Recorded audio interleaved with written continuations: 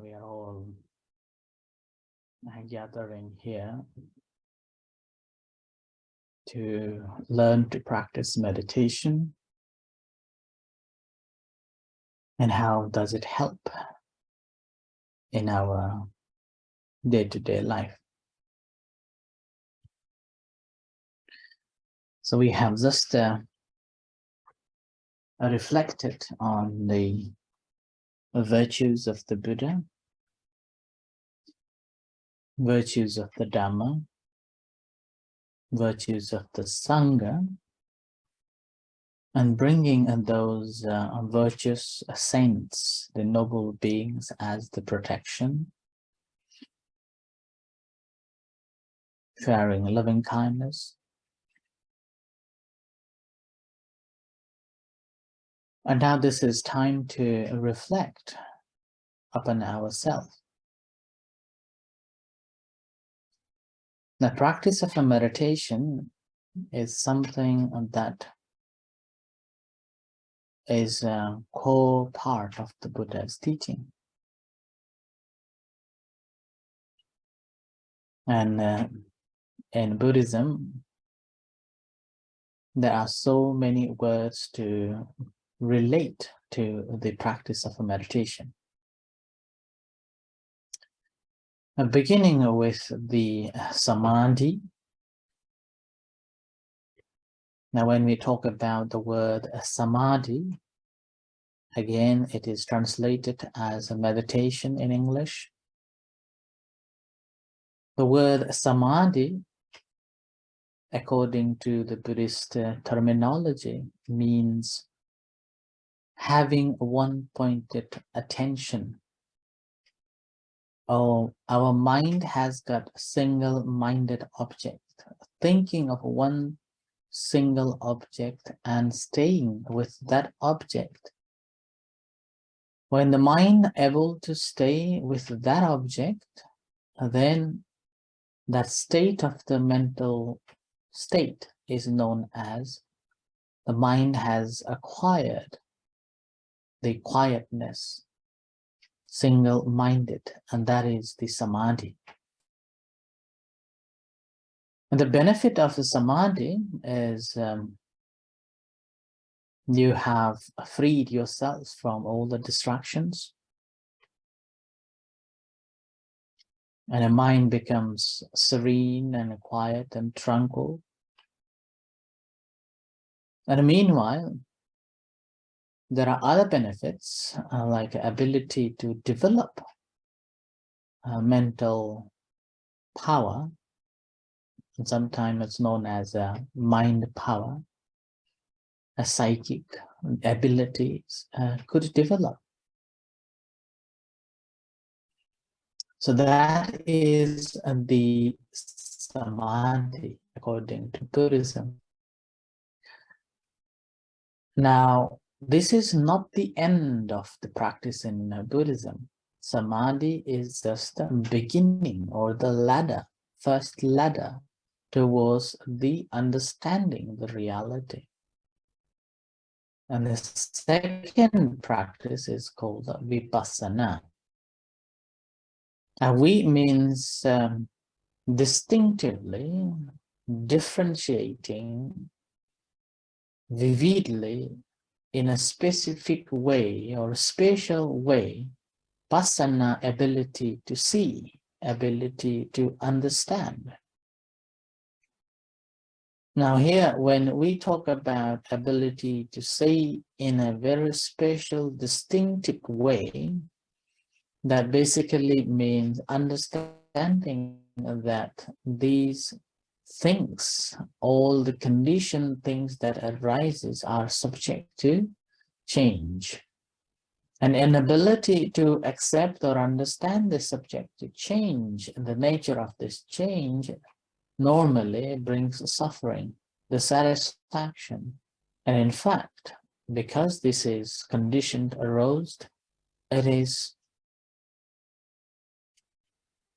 insubstantial, non-self. So these are the a main theme of the Buddha's practice, and Buddha encouraged us to practice the vipassana meditation. There are other significant two names comes to define the meditation. One is called bhavana, and another one is called kammatthanana. So when we talk about the bhavana, again, a bhavana means cultivation, a development. And this development could be anything, could be wholesome and unwholesome. But here in Buddhist practice, development or bhavana referring to the development towards the wholesome or wholesome development.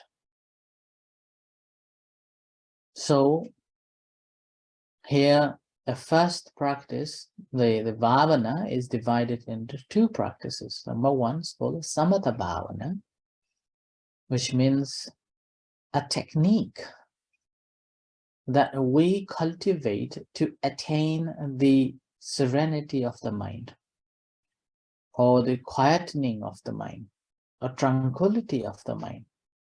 In short form, it is known as the practice of to develop a mental tranquility, samatha bhavana, famously practiced as tranquility meditation. And the second is called vipassana bhavana, and then here means that a development or a cultivation of insight, knowledge. So going deeper into and understand the reality pertaining to itself. So having a clear, undisturbed understanding of the nature. That's a vipassana bhavana. Further on, this bhavana again is to cultivate towards the healthy living, healthy body, healthy mind, healthy relationship, and healthy wisdom. So that is also known as the development of the wholesome qualities, which again normally in English translation doesn't speak much about these development. And the second word is the kammatthanana. Kammatthanana, which is very similar to the bhavana or the cultivation. But here kammatthanana means the working station. Kamma is the action, thana means the foundation. So foundation of work, or working or action. And this again, kammatthanana, normally referring to the practice or a cultivation of a wholesome state of the mind, as well as a wholesome state of the mind that assists to understand the reality pertaining to itself. So that's why this is also translated into two, that kammatthanana is the a way to practice meditation, or a working station.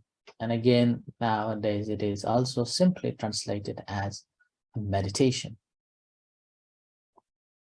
And this is again can be divided into two parts, samatha kammattana and vipassana kammattana, which is similar to the samatha bhavana and vipassana bhavana. Now here the difference is kammattana is the active form. You have to act. So you're actively engaging and practicing in order to gain the tranquility of the mind. Or in order to gain the knowledge, to see things as they truly are. So that's the active form, whereas the bhavana is more like a subjective and a state that one has developed or developing towards it. So that's an objective form. So these are the basic concepts that referring to meditation. Whereas if we look at the English word for the meditation normally refer to the contemplation of something, contemplating on something, or referring to simply sitting quietly, waiting for the moment to strike on something special that you would like to share, like in a Quaker meeting halls or meeting rooms, meeting places. Normally, everybody will be sitting around quietly. Nobody is talking. So everybody is quietly waiting and waiting. And whenever someone would like to say some words, then they will speak it out. So this moment of a silence is known as meditation, which is completely different in a Buddhist practice of a meditation. You are learning to go and deeper and digging into the cause of it. So that's why when we are practicing meditation, normally we pay attention to the object that arises. And normally these objects, when arises, we have this feeling. And when we look at that, we are simply observing it, objectively, that this is a reason. If that's past memories, again, we go back and watching it until it disappears. If that's future events, then again, we go back to that moment and watch that thought of future events. And every time when we look at that carefully, we leave it once we have seen it clearly and back to the primary object. So that's why in the practice of Buddhist meditation, normally there will be an object to pay attention to. And this object is basically a tool, a flag point where mind will be flagged, or a mind will be there as a primary object or a home base that will come back and stay. So in this case, whatever happens, you simply note it, observe it, let it go and back to this flag point or this pole or this a core.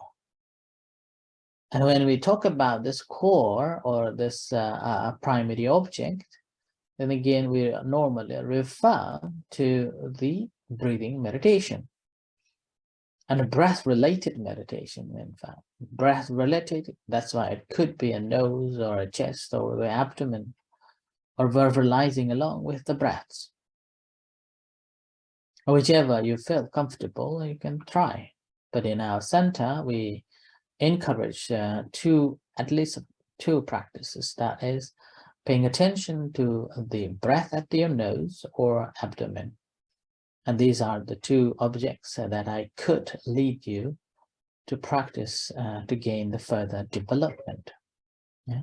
So that's why this is the practice that I would encourage you to practice with.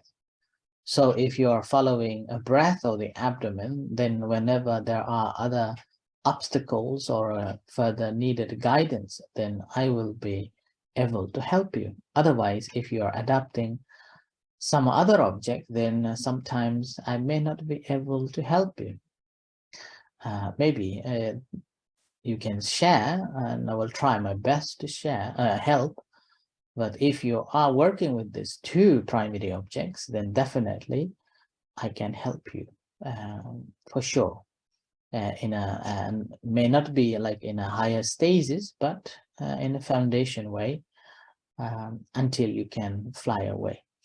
Okay, so these two objects, like a breath in and a breath out at the nose, or the rising, falling of abdomen as you breathe in and breathe out, and that takes place. So these two places will be, either of these will be the foundation, okay, the main focus point of the practice.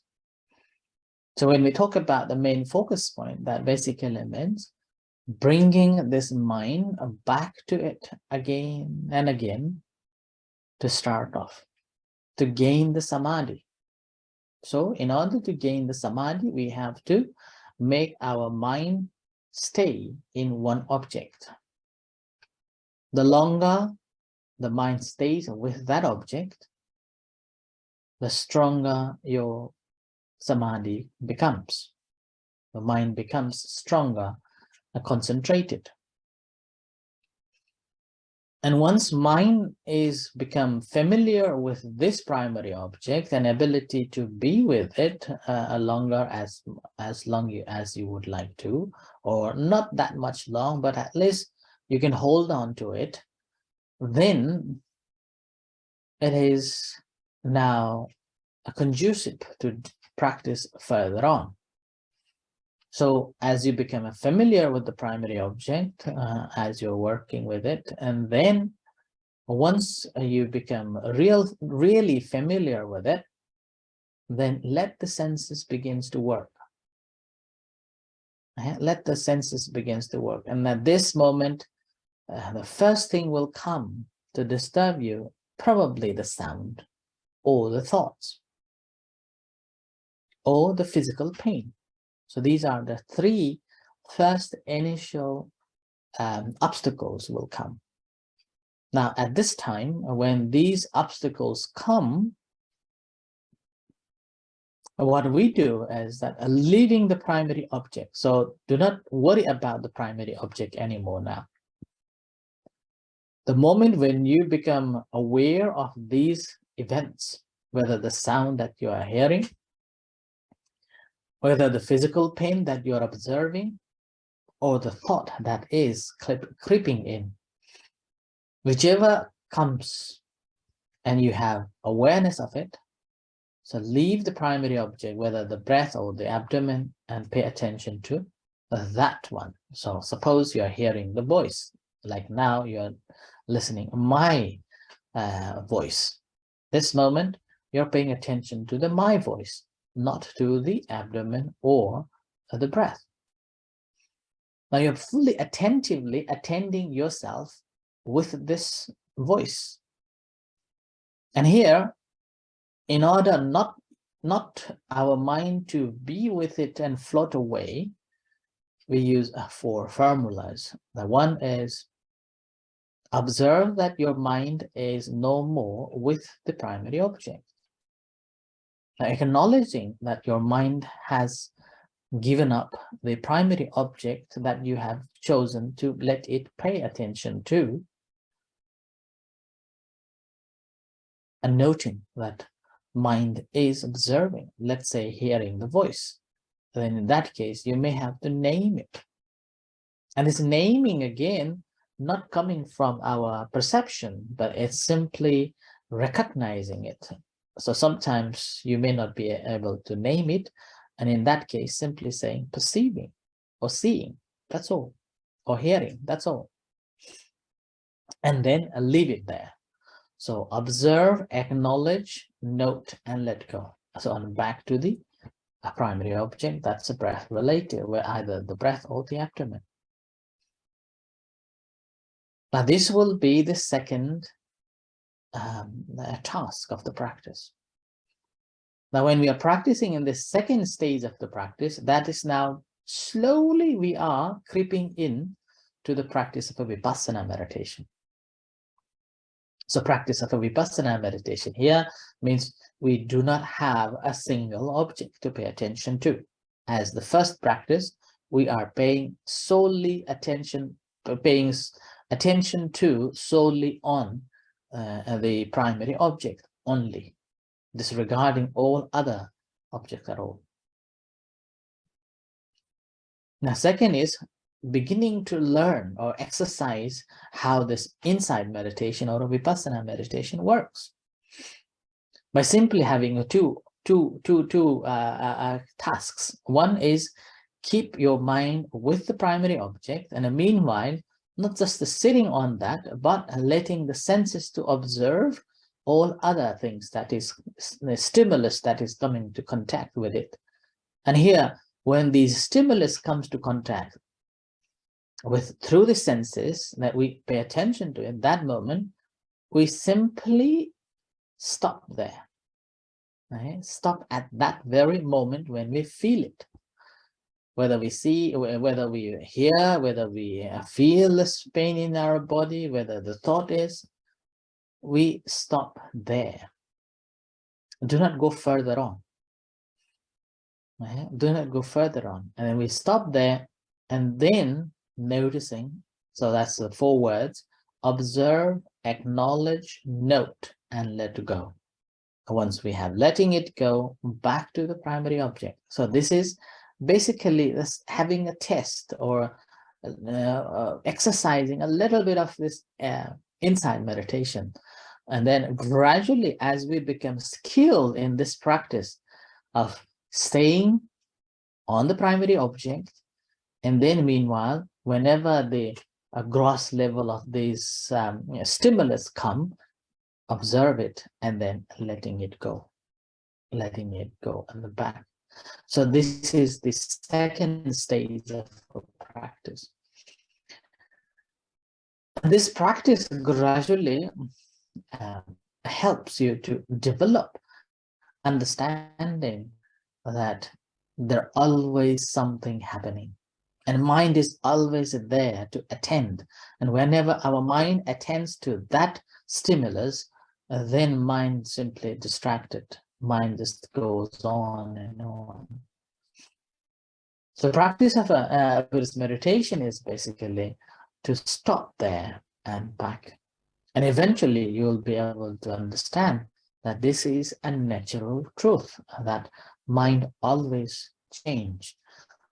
Things that is conditioned, created, constantly changing. So inconstant. It's called anicca. And that's how gradually you will gain the inside knowledge of not only the object that you're observing, but also even your mind, even your body, and then the whole environment, everything. And that's how we become a person, simply observer, and we will be able to sit back and relax and enjoy watching things as they float. It's like normally I refer to sitting at the bank of the river, watching the river flow. That's all. The whole world is crazy at the moment. Not only at the moment, actually, this has been crazy all the time, and it will be like this all the way through. As the Buddha even said, whether the Buddha arises or not, this teaching, this principle, were there and will be. And all what we have to do is to raise above it, like the lotus flower, or a drop of water. The Buddha gave a simile, a drop of water on a leaf. You live on this earth, but fully beyond it, like that. And that is the liberation. Okay, so I offer this as a reflection for today's practice. Now it is time to practice meditation. So I invite you to come and join. Okay, so sit in a comfortable position and relax yourself, checking your body, how you're sitting, check your mood, check your feelings,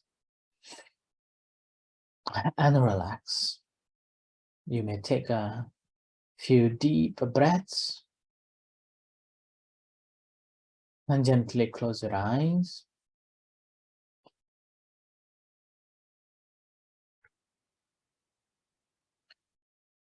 You may focus your attention to your back, whether your back is straight, comfortable or not. And see any tension around and let them relax.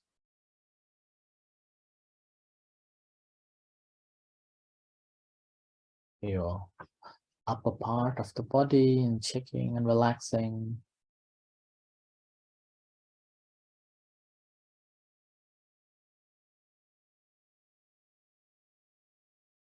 And simply bring your attention to be mindful of the breath. So resting your awareness on the breath as it comes and as it goes, without any manipulation or adapting or holding or pushing the breath. Let it flow naturally, normally.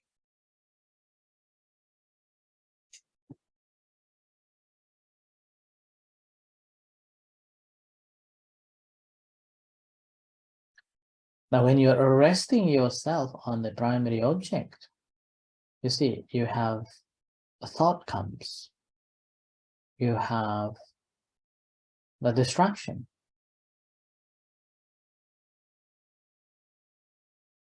So in this moment, let's forget about these distractions. Whenever it comes, just let it go and stay with the breath. Now here again, a breath, as I said, you can choose either of the breath at the nose or the abdomen, whichever you are feeling comfortable to pay attention to, like intuitively you are drawn to pay attention to.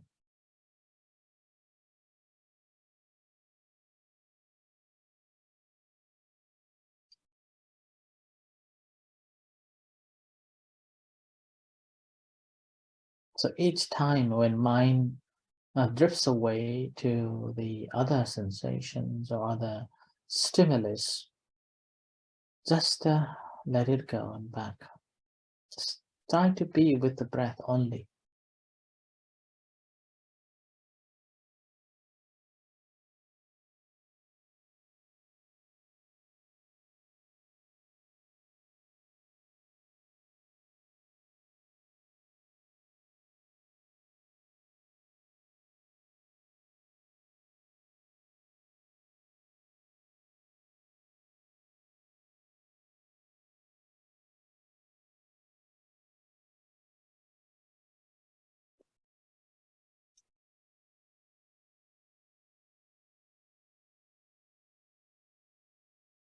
And as you're settling down yourself on the primary object, now each time when any other thought comes or mind drifts away to something else, rather than rush back to it, observing it, closely looking at it, what is the main reason that I am thinking of this, or I am hearing of this, or I'm feeling this pain?